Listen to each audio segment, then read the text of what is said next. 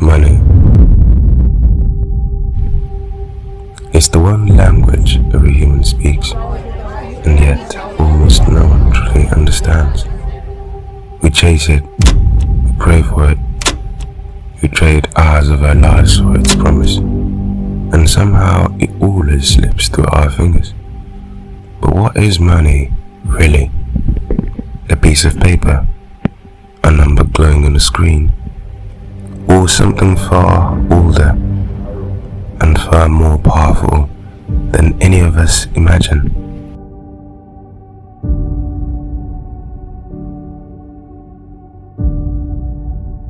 This is the price of everything.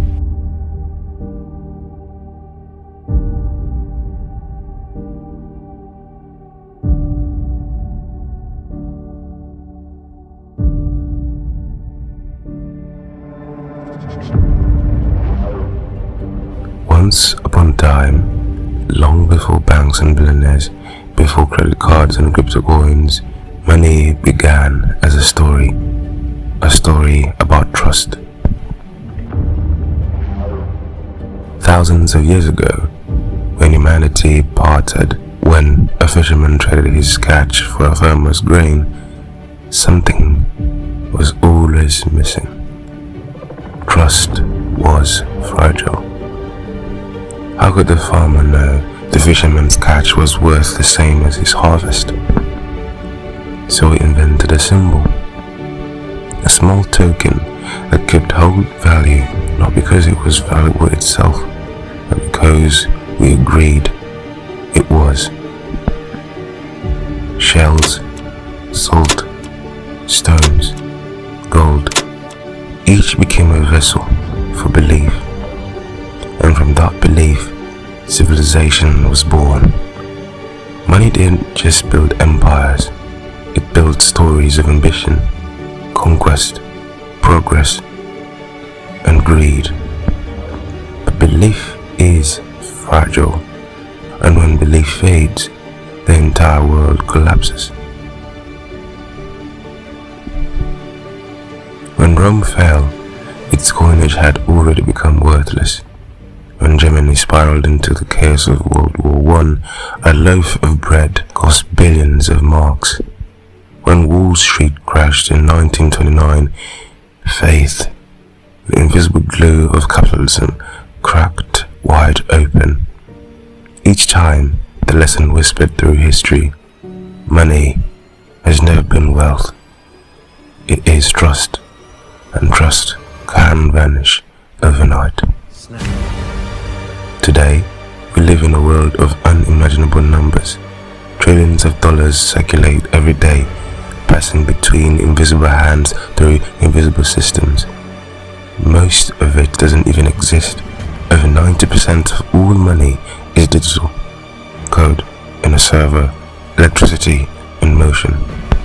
We've built a global empire out of zeros and ones, and yet we still wake up worrying about rent.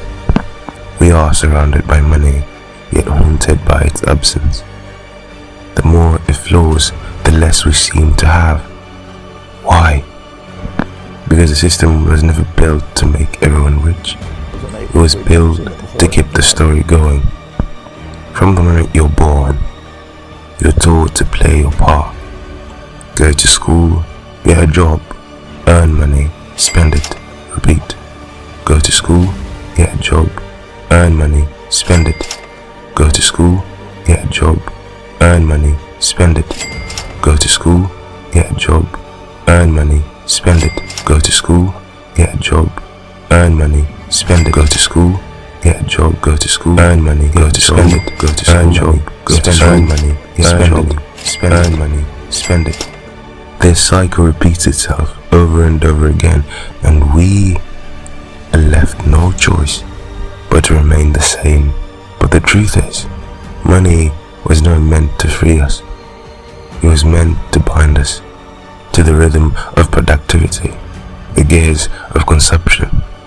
Every paycheck is a promise and a reminder that your time is not entirely your own. We trade hours for dollars, and then trade those dollars for distractions, hoping to forget how short our time really is. But here's the paradox. Money can buy medicine, but not health. It can buy attention, but not love. It can buy a house, but not a home. So what is it really buying us? Control? Because money at its core is power crystallized. It shapes who governs, who eats, who dreams. Entire nations rise and fall in its tides. And yet, the average person knows less about how it works than about the weather. Banks don't create wealth, they create debt. Every loan you take is money brought into existence from nothing. And every time you pay interest, that illusion grows stronger. The irony: if everyone paid back their debts tomorrow, the entire system would collapse, because without debt there is no money. We've mistaken numbers for reality, and we've forgotten that behind every transaction there is a heartbeat. Some say money is the root of all evil, but that's not quite true.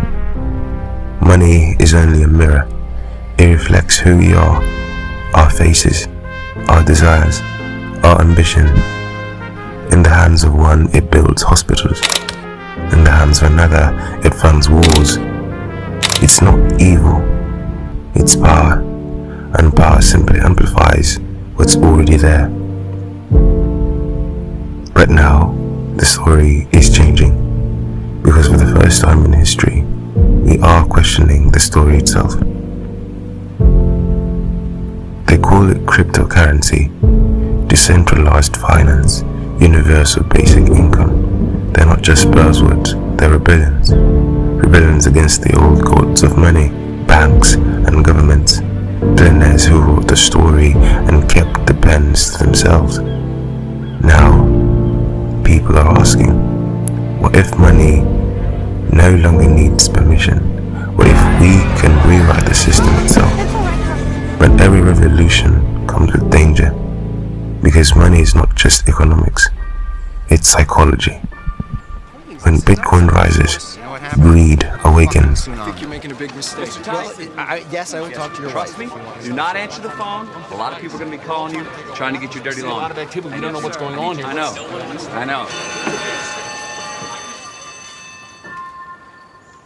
When it falls, fear returns.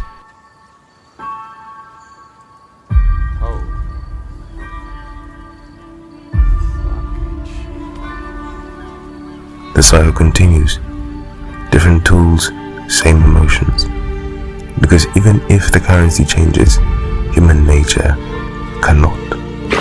Here's the f***ing money, head!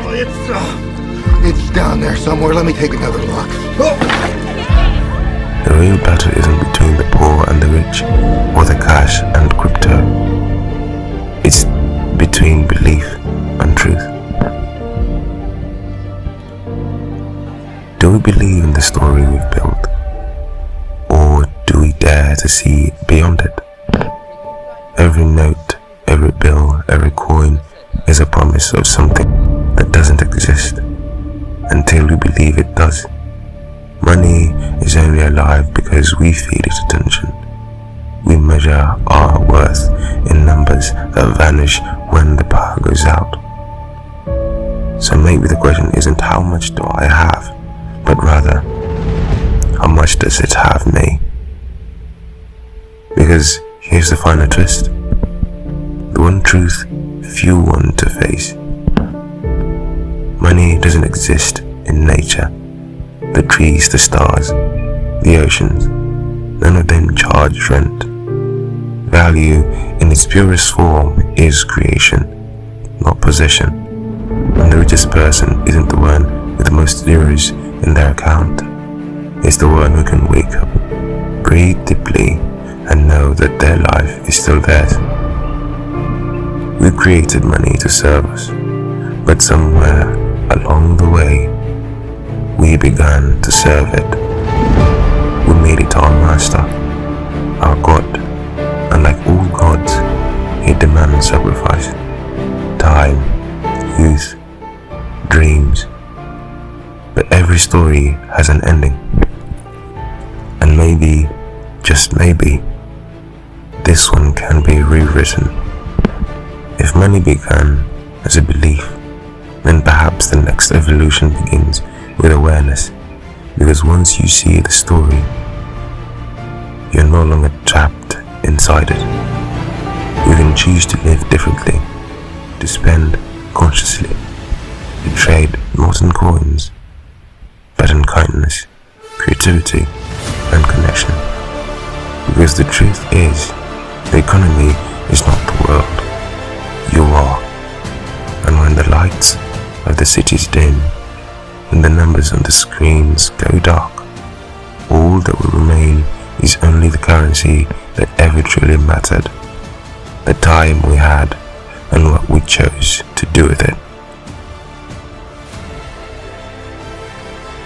This is the story of the master who became a slave.